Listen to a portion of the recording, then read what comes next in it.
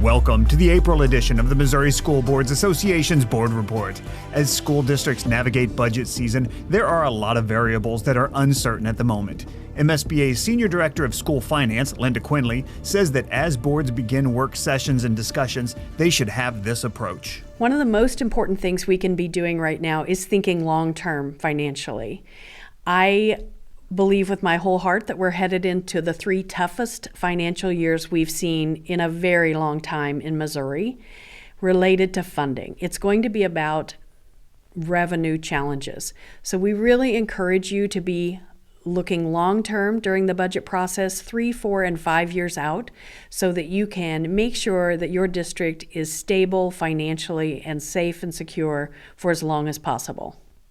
Long-term thinking requires a look at revenue coming from federal, state, and local levels. I wanted to talk to you really specifically today about what's happening related to funding at the state level and the local level, particularly thinking long-term. We mentioned those local impacts going forward, those bills that have happened, new legislation this year. We don't know how that's going to come out. April elections, whether your levies pass or don't pass, we're seeing several Prop C elections, some debt service transfer elections out there. So good luck on those. I hope those have all passed maybe by the time you see this video. But also we're seeing Prop C decline. At the state level, the state adequacy target is declining, classroom trust fund is declining, and the federal allocations, remember last year they were late. In addition to being late, they were also stagnant. And what that means for us is if you've been paying 10 teachers on title in recent years, and you don't get an increase in that title funding, then the cost of their step on the salary schedule, the cost of their improvement for insurance, title's not covering it any longer because it's the same money you had last year, but the teacher costs more than they did before. So those dollars now have to be picked up locally. But let's take a peek at the state because that's where the real challenge is right now. I've given you some history there on the 3 primary categories. I won't read those numbers to you across the top, but look forward down to the 25-26.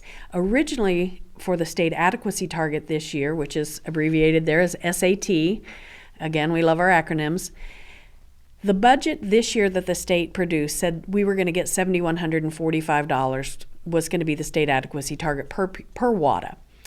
Now they're saying that's only going to be $69.64.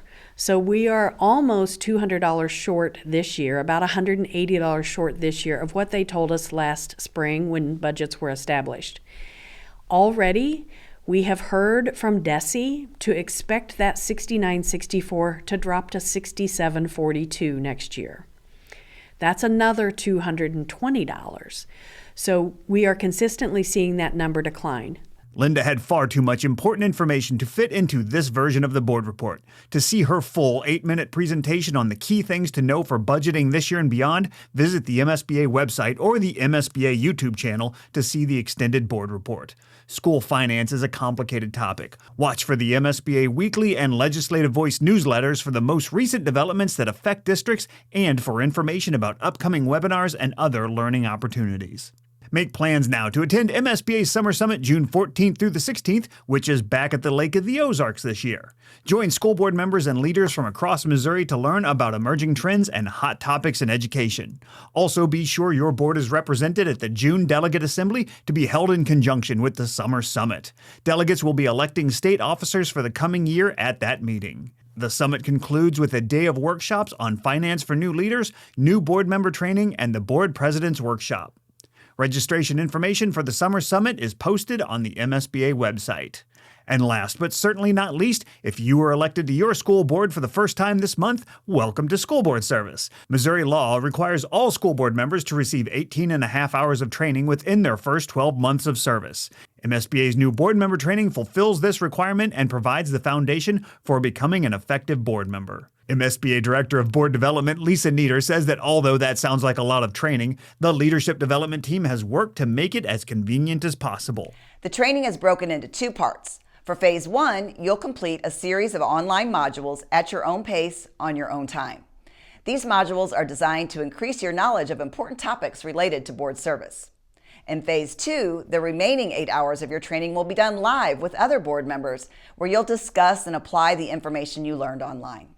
You have the choice to do this in person at locations around the state or virtually over Zoom. Training topics include board operations, school finance, student achievement, school law, and more. Once you complete your training, you'll be certified and ready to serve your community effectively on the school board. Plus, you'll help your district fulfill an accreditation requirement. The training is free for all new board members. Check the MSBA website for a schedule of training opportunities along with registration information. That's it for this month. Thanks for allowing us to have some time at your board meeting, and we'll see you in May for the next MSBA Board Report.